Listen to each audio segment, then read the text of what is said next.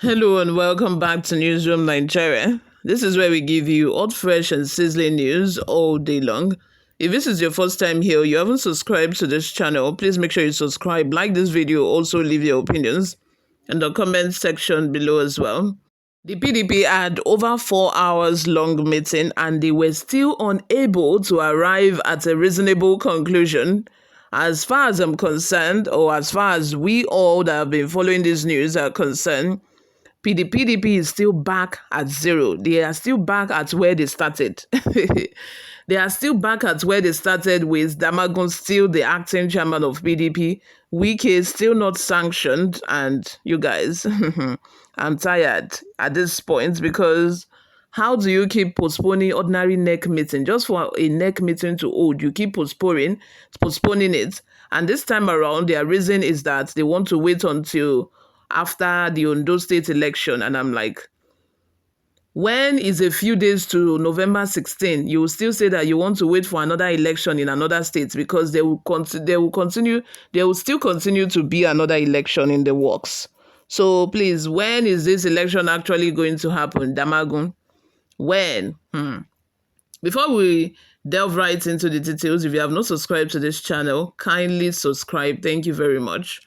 Bauchi State Governor Bala Mohammed succumbed to mounting pressure on Tuesday night and publicly acknowledged the leadership of Umar Damagum, the acting national chairman of the People's Democratic Party, PDP. Previously, a faction of a party loyal to Mohammed had filed for a court injunction to prevent both the PDP and the Independent National Electoral Commission from cancelling Thursday's scheduled National Executive Council meeting. The lawsuit, initiated by Imam Awal at the Zamfara High Court in the Gusau Judicial Division, aimed to overturn an earlier injunction from an Abuja Federal High Court that barred the PDP from removing Damagum from his position. However, on Tuesday, the chairman of the PDP Governors Forum endorsed Damagum's leadership during a stakeholders meeting aimed at resolving tensions among the party's National Working Committee leaders. As part of the time of his report, only 5 of its 13 governors were present, including Bala Mohammed, Ademola Adeleke of Osun State, Dauda Lawal of Zamfara, Semenala Yufubara of Rivers, and Caleb Mostwang of Plateau State. This development came just hours after the Reconciliation Committee, led by Olagunsoye Oyinlola and established to address the factionalism within the NWC, announced that it had successfully reconciled differences within the party, allowing it to move forward in its nation-building efforts. During his opening remarks at the expanded meeting with the Board of Trustees and former governors late on Tuesday, Mohammed emphasized that their singular goal was to reconcile all differences. He said, this is a PDP meeting, not governors' meeting. It is not a caucus meeting, but a meeting of PDP stakeholders. It is a one-item agenda meeting.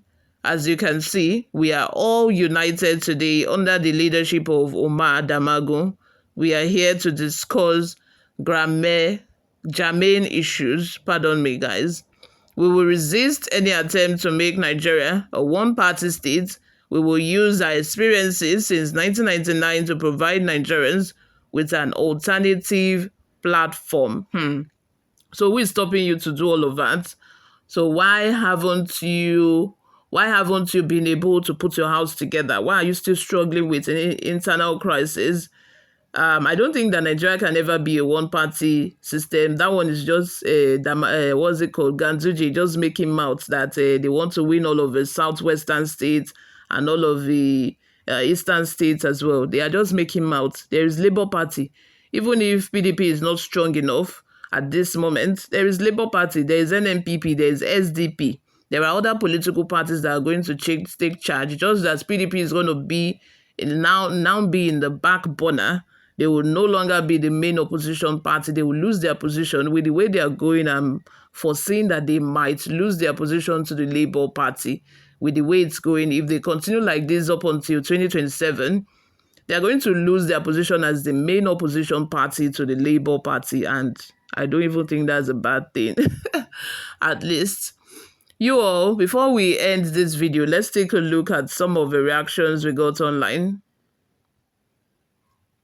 Ochuko Tony says, most unstable and trustable set of people, politicians, they don't have any color of their own. They take the colors of whatever available container. They are like chameleon. They change. They're always changing. Just like the next meeting date is always changing. This is like the 4th or 5th time that they've changed the date of this next meeting. Just to conclude about the removal of Damagu and conclude if they are going to go on to discipline Wiki or not, and continue and just, take a decision on how to restructure their internal crisis and to restructure their political party. They are dragging their feet. Please, how are this set of people going to take over Nigeria and be able to lead us to the promised land? Please tell me. Raymond Ehinwa says, look, politics, is a game. Supremacy and high ideal, all it belongs to one political family. They know themselves. It's the common people who has no business in politics, come to social media to make noise and abuse others. They know themselves and have common interests. Another comment from Joseph Onjoku says, this Abuja High Court is causing a lot of problem in the country. Wike is controlling the old judges in that court. In Rivers State, Abuja High Court. In PDP, Abuja High Court. And the worst thing is that all the court order this court issued is against the progress of this country, and all is being manipulated by Wike and his coyotes. Abuja High Court judges on how they try. Cyril Ekpe says, unprincipled leaders, mercy for the masses, Bikono. Nigerians need to start enjoying the dividends of democracy, please. Wike beggars on the streets of Abuja are part of owners of Nigeria.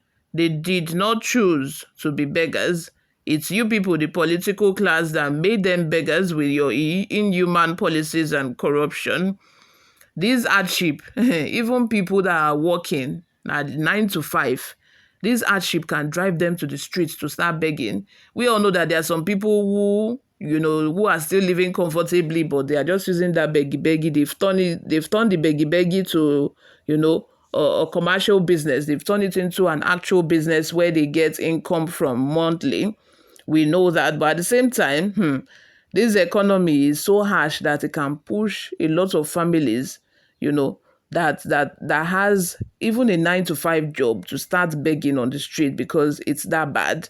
You all, let me have your thoughts in the comment section. What do you all think about all of this? Subscribe to this channel, guys, if you haven't already done that. I will see you all in my next video. Bye for now.